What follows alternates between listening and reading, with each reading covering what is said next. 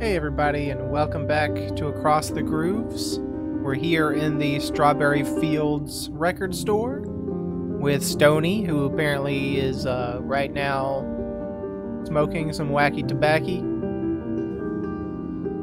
Once my eyes have become accustomed to the gloom, I make out behind the counter an old man with half-moon glasses, long white hair, and a beard just as white and just as long.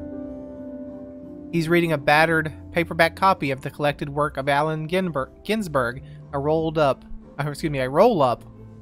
because that's your term for a rolled cigarette, burns at the corner of his mouth.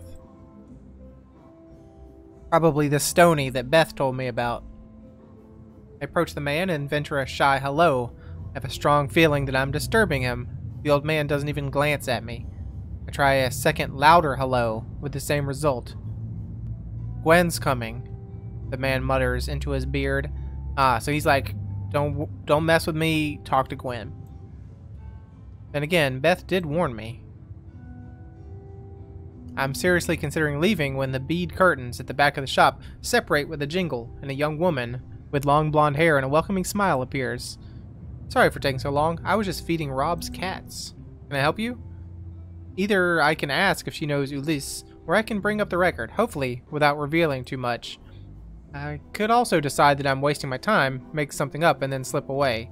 Let's ask specifically about Ulysse. I don't really want to talk about the record to too many people.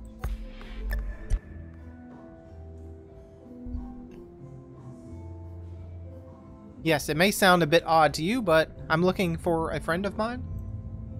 A record store owner, Ulysse? Does that ring any bells? Rob lifts his eyes from his book and stares at me. Long brown curly hair, dark skin, glasses. He would have been in London a few months ago? You know, there are lots of record collectors. I don't know all of them. She turns to the old man. How about you, Rob? Ring any bells? Rob relights his cigarette and takes a deep drag.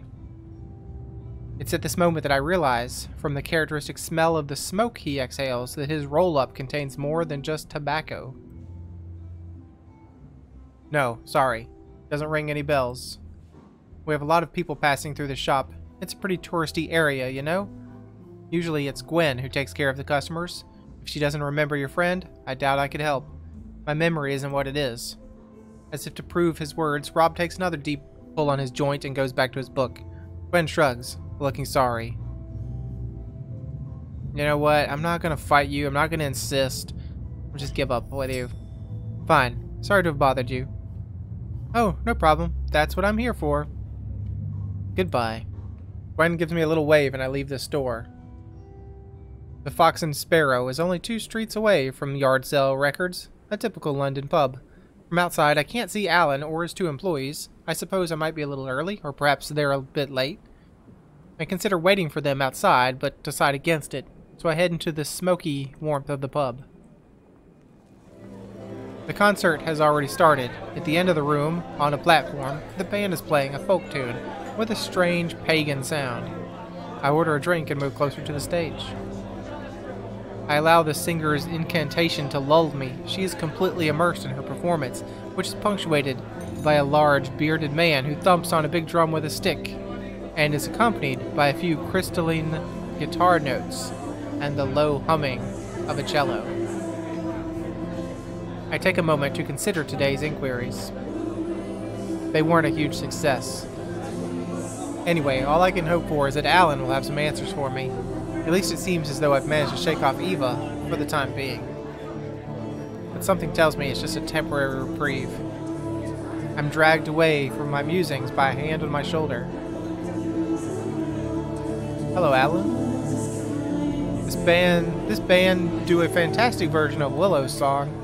You know, the track from the soundtrack of The Wicker Man. I love their interpretation of it. I look up at my companion and realize that he must measure at least 6'3", something I hadn't noticed when he was slumped behind his desk. Do you like it? Yes, I like it a lot. He gestures that he hadn't heard me with the volume of the band. I hesitate to take his arm so that I can repeat into his ear. Seeing my hesitation, he leans down just as I am standing up on my tiptoes, and in the confusion of the moment, I simply tell him, yes, this is great. Alan gives me a slight embarrassed smile. Oh, okay. There's a moment of silence before I notice that I haven't released his arm. I let go a little hastily, hoping that I'm not blushing at my own awkwardness. When I take a step back, he puts a hand on my shoulder and says into my ear, "We've managed to find a table. Are you coming? We'll be able to talk more easily." Look, don't get involved with this Alan dude, okay? That's not why we're here. Beth is waiting for us at a table on the other side of the pub, far enough away from the stage for the music to be at a reasonable level to talk without yelling. Garrett joins us, carrying 3 pints of beers which teeter dangerously between his hands. He slides one over to Alan and another to Beth. "Sorry, I didn't know what you were drinking." I raise my scarcely touched gin and tonic. "I'm all set, thanks." We're going to go over and listen. Can you keep our seats for after the set? Beth? You can't leave me. Don't leave me with this weird Alan. Like, there's like a weird, awkward chemistry that I don't want. So please don't leave me. Alan agrees with a thumbs up. Garrett and Beth vanish into the crowd across the stage, and Alan turns to me. "I'm sorry about earlier. I went to see Herman Dune in concert last night, and we had a few drinks after, and it got a little out of control. It doesn't happen often as all that, but, well, I admit that today's been a little different. Anyway, as you can see, I'm feeling much better tonight." Alan takes a long swig of his beer. "So, have you seen Patrizia lately? Is she okay? It's been ages since I was in touch with her. I'm not great with the telephone. We only met at her stall in St. Win, but I guess she's fine." "Oh, that's good. I lived in Paris for 2 years. I went for my last year of uni. Then I got a job in a record shop in the 11e. I don't know what these words are. I'm just making stuff up. And that's where I met her. Afterwards, I came back to the UK to start my own shop, and we managed to stay in touch. I spend a weekend in Paris at least once a year, and she spends a weekend in London from time to time. That said, when I saw Ulysse come into the shop last month, I was a bit surprised. I bumped into him a few times when he was with Patty, a really great guy, but we lost touch when I moved to London." "Did he tell you what he was doing in London? Do you know where he is now?" Well, let's not just jump right to where he is. What was he doing? Did he tell you what he was doing in London?" "He was passing through. I put him up for a few days when he arrived. Time for him to find somewhere not too pricey to lodge. As far as I understand, he was tracking down a rare record, an acetate by an unknown artist. When I told him I hadn't heard of his legendary record, he didn't want to tell me anymore, and I didn't push him." "Weren't you curious?" Alan shrugs. "From what I can see, reading between the lines, he was onto something big. I just thought that he wanted to keep his business under wraps. He came back to the shop, about 2 weeks ago, maybe? This time, it was to tell me that he was leaving London, and he asked if he could leave his boxes of psychedelics with me for a while." "What do you mean, leave his boxes of psychedelic with you? He left his record stock with you? Didn't you notice that secondhand record section was a bit of a mess? I mean, I know I'm not exactly the god of cleaning, but I suddenly found myself with the equivalent of a van load of extra boxes all at once. I managed to shift quite a lot of stuff for him. There was a Gong fan, particularly, who took all his originals with no discount. My surprise, look, he adds, "Oh, don't worry, I write everything down. I take the 20% cut we agreed between us, and he'll have a big check waiting for him from all the stuff I've sold while he's away." I'm just surprised he'd leave his records. It surprised me too, to be honest. But well, it's a win-win arrangement, so I'm not complaining. "So he left London about 2 weeks ago, is that right?" "That's it." "Do you know where he is now?" "He told me he was going to keep tracking down his record." "Do you know his destination?" "He talked about Scotland, I think." Seeing my downcast face, he adds, "Hey, if I'd known you were crossing the channel to grill me, I'd have asked more questions." We're interrupted by Beth, who's just sat down next to me on the bench seat. "Glasgow." "Pardon?" "Your bloke, Ulysse. He was heading for Glasgow." Beth crosses her arms, a mischievous smile on her lips. Luckily, there's someone who's still got a memory on the team. Alan sits up in his chair, a glimmer of understanding suddenly on his face. Oh yes, that's right, now that you come to mention it. In fact, I'm pretty sure I gave him the address of my old mate, Yorgos. He works in a kind of trendy bar/restaurant in the center of Glasgow, the Archery. Beth lifts her empty glass, sadly. Hey, shall we get another drink? Will you help me, Alice? Alan, can you keep the table, please? Shouldn't we wait for Garrett? I think Garrett's occupied. His boyfriend just got here. Beth glances over at the side of the bar, and there's Garrett stationed near the stage, discreetly holding hands with a young bearded man. Don't move, Alice. I'll go. Beth puts her hand on his shoulder to stop him from rising. No, stay there, please. I need some girl talk with Alice. I go over to the bar with Beth. Said Ulysse was in Glasgow? Yes, that's what he said when he stopped by last time. Sorry for buttonholing you like this, but I wanted to talk to you about something else. Beth glances over my shoulder at our table. I think the boss fancies you. Yeah, but that's a problem, you see? Look, show interest? No, get defensive. No, that's not gonna happen. Get defensive. I'm sorry, but I'm not interested. Oh, fine, I understand. Sorry if I'm out of line. Beth continues her pitch regardless, completely oblivious to my misgivings. Alan probably told you that he moved to England to set up his own shop, but actually, he left Paris to be with his missus. Unfortunately, they split up a few months ago. It was pretty messy. Since then, he's been going through a rough time. We joke about him not being able to wake up to open the shop, but honestly, he's been in a bad way since the breakup. It really shook him up. When I saw him come downstairs earlier, all showered and perfumed, well, anyway, looking very dapper despite the hangover, I thought to myself that perhaps you were here for a reason. I'll think about it. No, I'm not here to, set this guy straight. That's his own problem. I'm not here to fix the man. So, no, don't push me. I get the message. Leave it there. Fine, the ball's in your court, as they say. The overworked barman finally decides to come and take our order. We order. I manage to pay for my round despite Beth's objections, and we go back to our table. We chat for a while. I go back over the stage to watch the end of the concert. We order our last drink. Alan tells me funny stories about his life in Paris and London. He tells me about how we met Ulysse. What a twinge of sadness. I recall the good years we had together with a strange sense of déjà vu.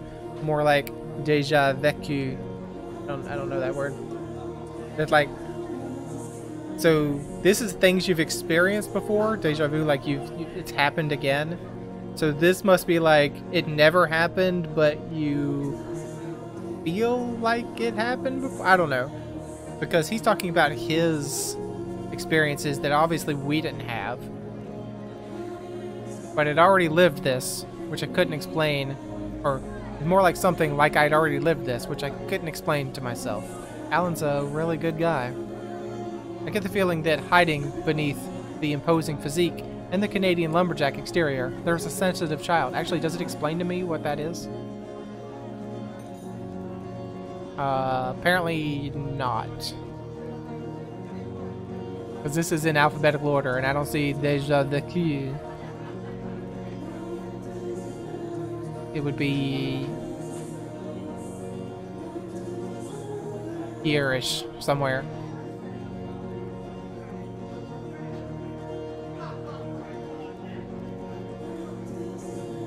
I think if the circumstances allow it, we could easily become friends. We're in the middle of a lively discussion comparing the careers of Bob Dylan and Leonard Cohen when the bell rings for last orders and closing time. I don't think it'll be long before they kick us out. Shall I walk you back to your hotel? I take a moment to think about my answer. Either Alan's extremely respectful for someone who's supposed to fancy me, or Beth has misread his behavior. I mean, why would someone who fancies someone not be respectful? I'm a little confused about that. I could take the initiative myself and be more forward. Whatever I decide, I can't see myself going back to my hotel on my own. Not after the scare I had the night before last, or my conversation with Eva in the buffet car.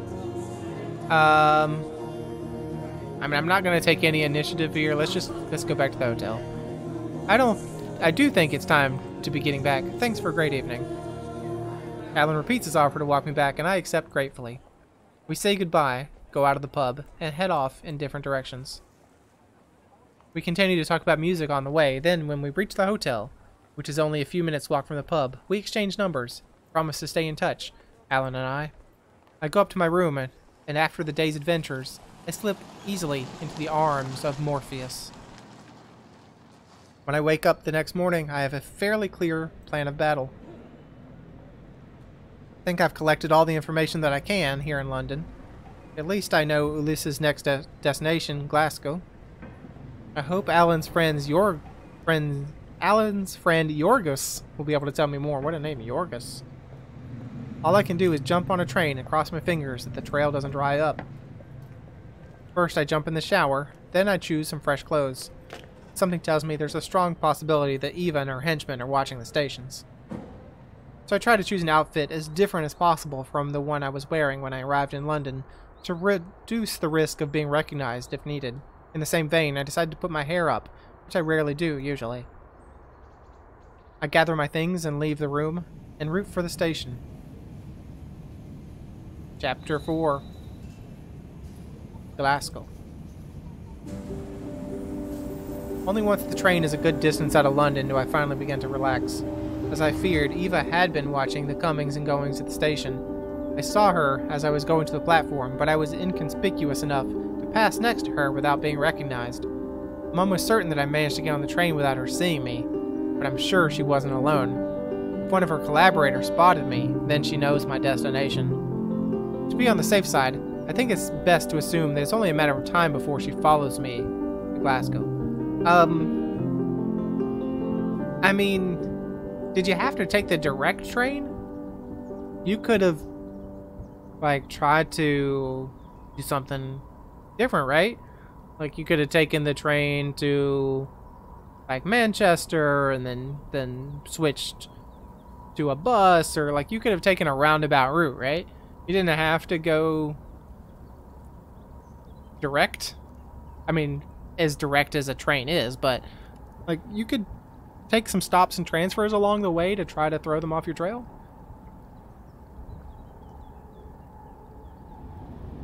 I try to organize my thoughts. My present situation is pretty awkward. The trail that Ulysses has left isn't easy to follow, and it seems to be petering out as I press on. Then again, if he was being pursued by Eva's organization too, I can understand he would have tried to keep as low a profile as possible. For the time being, all I've been able to scrape together are rumors and various contradictory stories. It feels like I have more and more questions and no answers. I clutch my handbag with the record inside against myself and close my eyes, hoping to sleep a little. After visiting 2 capitals, finding myself in a more modestly sized city like Glasgow is like a breath of fresh air. The central station is right in the town center, which I cross on foot, frequently stopping to ask passers-by for directions. After a bit of wandering through Glasgow's pedestrian streets, my steps bring me to an old building. I enter the ground floor to find a small room full of mismatched furniture. The log fire blazing in the fireplace gives off a pleasant warmth. A long counter stretches the width of the room at the end. A Mediterranean-looking man seems to be absorbed in carefully preparing a basket of fresh vegetables, probably the famous Yorgos. The rest of the place is almost deserted. Considering the time, it must be the period of quiet between the lunch and evening services.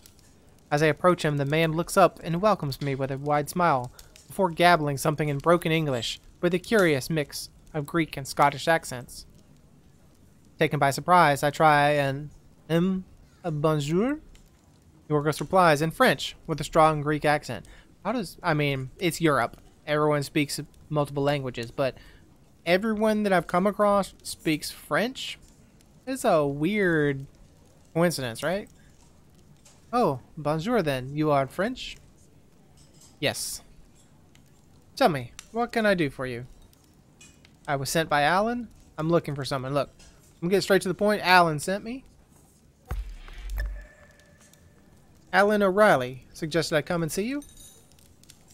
Alan, that's funny. One of his clients, or one of his friends, came by the restaurant not so long ago.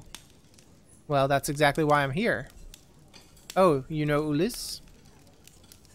Yes, he's a friend. I'm looking for him. I remember him well. He was just passing through. Yorgos wipes his hands on his apron and holds the right one out over the counter. Yorgos. I shake it. Alice, nice to meet you. So tell me, Alice, what do you want to know? Do you know what Ulyss was doing here? Do you know where he went next? I mean, you said he was just passing through, so I just want to know where I'm going next, okay? Where did he go? You said he was just passing through. Do you know where he went next? No, he didn't tell me. But I don't think he would have stayed in Glasgow long. He seemed to be in transit, if you see what I mean. Is that all he said? No, we chatted for a while.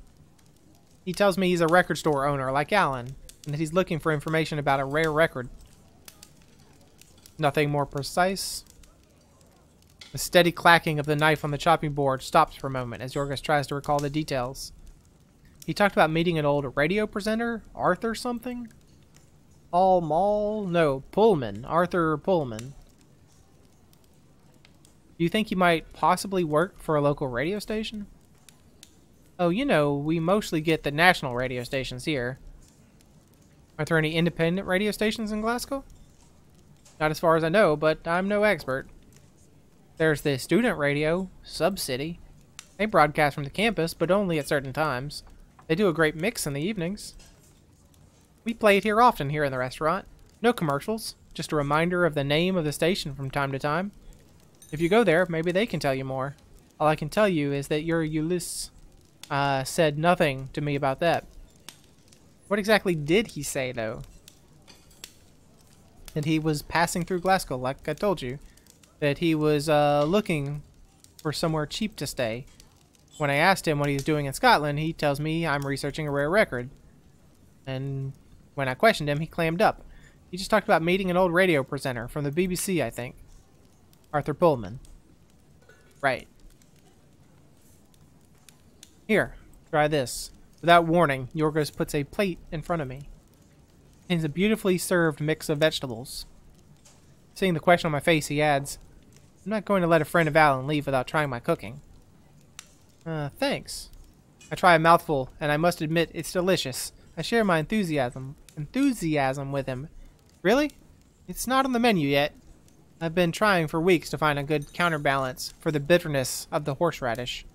Yorgos leaves me to enjoy my food, which gives me a little time for reflection. Man, personally, I hate horseradish. On the other hand, I've got the start of a lead with the student radio station. On the other, Yorgos had stressed that Ulyss was just passing through Glasgow. At least I have a name now, Arthur Pullman, but nothing tells me that he lives here. And I can't imagine a former BBC presenter broadcasting on a student radio station. Unfortunately, I can't really think what else to do except to cling to the hope that someone there will know where to find this Arthur Pullman. Unless, if I can find a solution in the present, perhaps by revisiting the past. I instinctively slip a hand into my bag to reassure myself that the record is still there. The trouble is that I still don't know how to use it. Then again, I'm already in an alternative reality. My normal life, the future that I believed was all mapped out, all of it has been erased. But do I truly want to go back to that life? Chat with Yorgos as I finish my plate. He tells me that he met Alan in Paris when he was a student. He'd been a waiter in the restaurant where Yorgos worked. Yorgos makes me a coffee. Then it's time to say goodbye. Apparently, it's completely out of the question that I pay anything. I thank him warmly for his hospitality. Then I tried to decide between asking for directions to the university or asking where I could find a record player to listen to the record. Look, we're not listening to this record. We don't know how it works. We know that it does crazy things. So I'm not going to mess up the timeline anymore, please. Go to the radio station. I ask for directions to the premises of the campus radio. Then I step out of the pleasant warmth from the fireplace to brave the chilly Scottish drizzle. The route that Yorgos suggested goes through Kelvingrove Park, which I cross beneath the Scottish drizzle. It takes me half an hour of walking to reach the University of Glasgow, and I know I'm like saying that name. I'm saying like Glasgow, Glasgow. I'm not really putting a lot of thought into it. It's just interchanging all the time when I say it. A long Gothic style building. After walking or asking for the way at the reception, and having wandered for a while on the campus according to various contradictory directions of students who have crossed my path, I finally arrived at the little fabricated building, which supposedly houses Sub-City Radio. The roof, which is laden with antenna, seems to confirm that I'm in the right place. I go in, then climb 2 floors before finding myself in the antechamber, separating the corridor from the studio. The illuminated on-air sign is switched off, so I knock on the door. When there's no answer, I try the door handle, which turns. I mean, you shouldn't just go barging into an on-air studio, but I think this is probably where we will go ahead and leave this episode. We've left London. We're newly in Scotland, still on the trail of our old friend Ulysse. So thanks for joining me. Hope you enjoyed it, and hope to see you again next time.